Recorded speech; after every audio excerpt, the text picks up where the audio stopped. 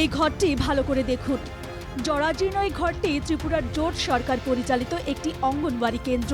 সংস্কারের অভাবে জীর্ণ দশায় পরিণত হয়েছে এই কেন্দ্রটি। দেখভালের অভাবে স্কুলের ক্লাসরুমের মেঝে থেকে উঠে গেছে প্লাস্টার।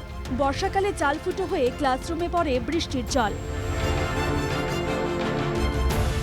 স্থানীয় শিশুদের প্রাথমিক লেখাপড়ার জন্য ৪৮ নম্বর করমছড়া বিধানসভার উপজাতি এলাকা বদন দেববর্মা পাড়ায় তৈরি হয়েছিল এই অঙ্গনওয়াড়ি কেন্দ্র। শিশুদের পড়াশোনার জন্য সেখানে নিয়োগ করা হয় অঙ্গনওয়াড়ি কর্মী এবং সহায়িকাকে। স্থানীয়দের অভিযোগ, এই অঙ্গনওয়াড়ি কেন্দ্রটিতে প্রায়ই গড়হাজির থাকেন শিক্ষিকা ও সহায়িকা। সপ্তাহের ভিতরে এক সপ্তাহ না এক মাসে এক সপ্তাহ আয় না মনে হয়। আমরা শুধু আমি না, ওই গ্রামের লোক আছে তারা যেতে পারে আমার যদি বিশ্বাস না করলে।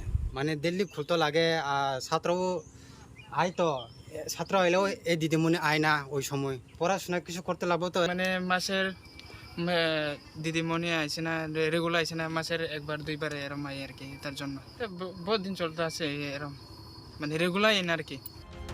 এই অবস্থায় স্বাভাবিকভাবেই এক প্রকার অভিভাবকহীন হয়ে পড়েছে এই কেন্দ্রটি। এমনকি স্কুলের দরজা জানালা প্রায়শই এক প্রকার খোলা অবস্থায় থাকে, তা বন্ধ করার মতো কেউ নেই। স্থানীয়দের অভিযোগ, স্কুলের দায়িত্বপ্রাপ্তরা নিয়মিত না আসায় লংতরাই ভ্যালি মহকুমাধীন বদন দেববর্মা এলাকার শিশুরা বঞ্চিত হচ্ছে প্রাথমিক লেখাপড়া থেকে। ছাত্র এলেও দিদিমণি আয় না ঠিক মধ্যে, ছাত্র আইলেও দিদিমণি আয় না ওই সময়। মানে যাতে দিদিমণি সব সময় রেগুলার আইতে লাগবো আর খুলতে লাগবো আর পড়াশোনা করতে লাগবো ছাত্রছাত্রীরা।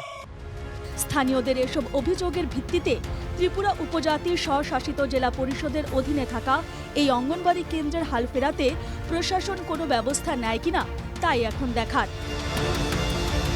কুমারঘাট থেকে জনি ভট্টাচার্যের রিপোর্ট, NKTV বাংলা।